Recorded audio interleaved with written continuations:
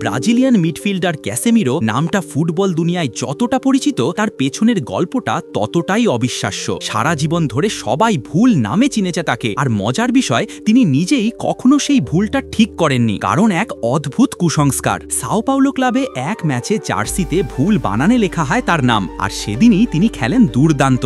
তারপর থেকে সেই ভুলই হয়ে যায় তার পরিচয়। কিভাবে এক বানান ভুল বদলে দিল এক ফুটবলারের পুরো পরিচয়, চলুন দেখে নেই বিস্তারিত।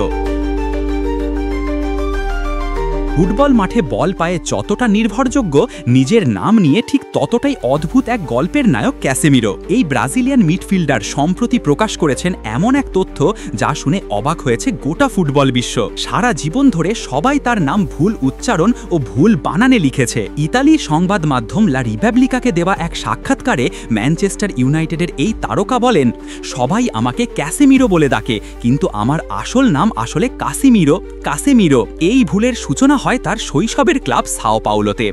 এক ম্যাচে ক্লাব কর্মকর্তারা ভুল করে তার জার্সিতে ক্যাসেমিরো লিখে দেন, কিন্তু সেই ম্যাচেই ঘটে এক অবিশ্বাস্য ঘটনা।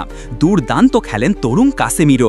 সেদিনের পারফরমেন্স এতটাই ভালো ছিল যে এরপর তিনি নিজের নামের সেই ভুল বানান কখনোই ঠিক করাননি। ক্যাসেমিরো নিজেই হাসতে হাসতে বলেন, সব দোষ সাও পাউলোর। এক ম্যাচে তারা আমার নামে যোগ করে ফেলেছিল।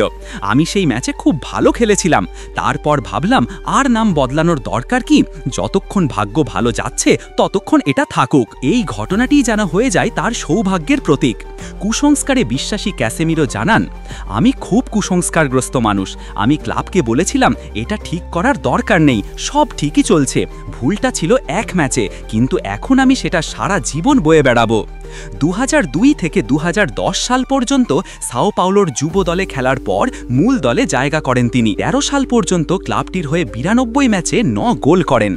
এরপর তার ক্যারিয়ারের সবচেয়ে উজ্জ্বল অধ্যায় রিয়াল মাদ্রিদে যোগ দেওয়া। রিয়ালের হয়ে 9 মৌসুমে খেলেন 221 ম্যাচ, গোল করেন 24টি, আর জেতেন মোট 18টি বড় শিরোপা। এর মধ্যে আছে 5টি উয়েফা চ্যাম্পিয়ন্স লিগ, 3টি লা লিগা, 1টি কোপা দেল রে, 3টি স্প্যানিশ সুপার কাপ, 3টি উয়েফা সুপার কাপ এবং 3টি ফিফা ক্লাব বিশ্বকাপ। দলের মাঝ মাঠে তার উপস্থিতি ছিল স্থিতি ও ভারসাম্যের প্রতীক। টনি ক্রুজ ও লুকা মডরিচের সঙ্গে গড়ে তোলেন কিংবদন্তি ত্রয়ী, যা আধুনিক ফুটবলের সেরা মিডফিল্ড ত্রয়ীগুলোর একটি হিসাবে বিবেচিত।